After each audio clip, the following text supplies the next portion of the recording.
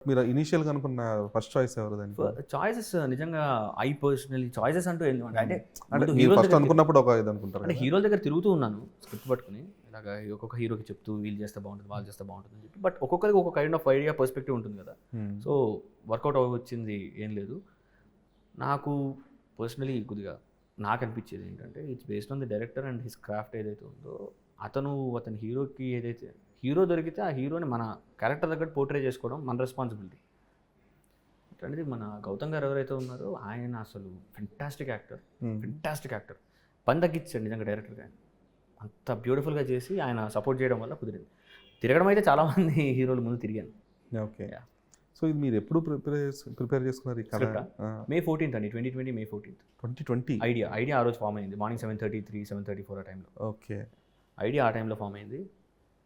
Okay. అప్పుడు form అయిన idea దాని తర్వాత ఎక్సైట్మెంట్‌తోని ఇంకా ఆ రోజు మొత్తం పడుకోలేదు. మార్నింగ్ 7:30 దాకా పడుకోలే. ఏంటి ఒక ఐడియా కరెక్ట్‌గా రావాలని ఫామ్ చేసుకుంటా.